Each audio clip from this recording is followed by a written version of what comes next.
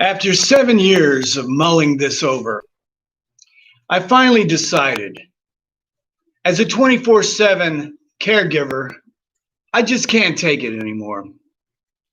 I'm sending my wife Venus into outer space. I called my sister.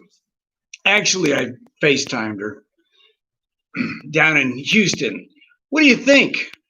I put down a deposit on a round trip ticket to ride Venus into outer space. She'll be on the next available Virgin Galactic rocket out of Spaceport America, New Mexico. 90-minute ride, $250,000. You still there?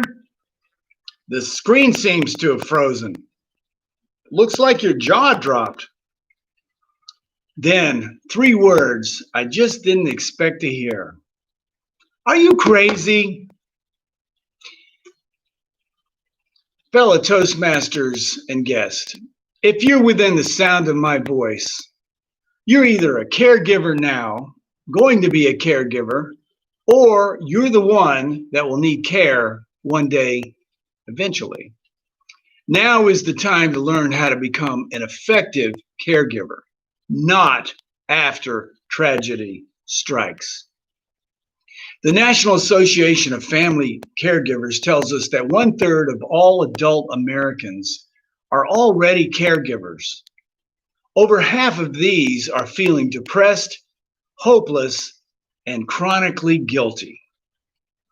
And if buying space tickets is any indication, their decision-making skills are also a little bit suspect, if you ask me.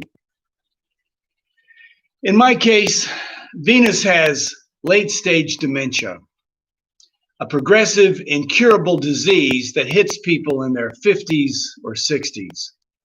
About 35 million people worldwide live with some form of this disease.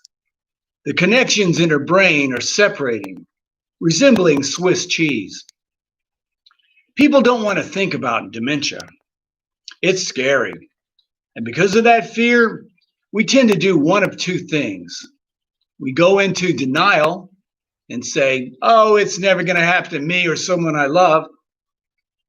Or we decide that we're going to prevent dementia altogether by doing all the right things.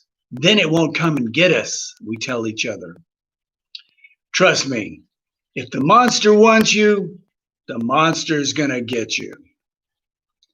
After 25 years of mostly blissful marriage, in 2013, I morphed into Venus's full-time caregiver husband. And this year has been the worst. She repeats herself incessantly, stays confused, and even sucker punched me in the eye over an apple. And I thought only women named Eve had apple issues. Worst of all, she recently found the car keys and took off for no apparent reason. Next thing I know, I'm getting a call. Mr. Allen, this is EMS. We have your wife. 2 police escorts are standing by with us. Wow. Thank God no one was hurt. She'd driven about 2 miles from the house and pulled into someone's driveway, confused, lost, oblivious to what she'd done. Since then, our home is locked tighter than Fort Knox. My smart beauty queen, my Venus, my bride for the last 30 years, is on the cusp of moving to a 24/7 memory care unit. And without long-term care insurance, it's going to cost us $60,000 a year. 4 years at that rate, I could launch Venus into outer space. She'd have a heck of a lot more fun than in a modified nursing home. Do you hear what I'm saying? I'm losing the love of my life and going bankrupt at the same time. I feel like I landed on the wrong slot in a bad Wheel of Fortune nightmare. Have you ever been so deeply involved in a situation that you couldn't see the forest for the trees? That's where I was. You're in a tug of war between instinct and logic, like when the oxygen mask dropped down in an airplane. Every instinct in our body screams to take care of our loved ones first. But that's a mistake.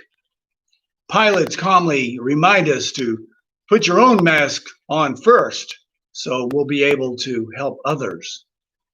Think about that. Isn't that an amazing metaphor for all of life? Self-care. But why do we fight that? My instinct has always been to protect my wife. Yet in the face of the dementia monster, I've never felt more powerless. My logic says she'd be better off in a memory care facility. But I cringe to think about that her way. My instinct is to send her off into outer space. I've been to counselors and ministers and even a support group or two. They all say the same thing. Scrap your Venus space program, get her into memory care, and take better care of yourself. All very logical, but it still hurts a lot. Fellow Toastmasters, the reality is there's hope in self-care. Sometimes the humane thing to do is to be selfish. How can we help others if we ourselves are burnt out? People ask me, how's Venus doing? I tell them the truth. She's doing much better since I learned how to be intentionally selfish and put my own needs first. Do you want to know how to become an effective caregiver? Intentional selfishness. Because of that, I can share a message like this that just might help keep other caregivers alive and healthy. The only way to truly help others is to help yourself first. Caregiver burnout is almost a proverb. So don't do anything crazy that'll just compound the problem, like launch your spouse off into outer space. And always remember, put on your own mask first. Fellow Toastmasters.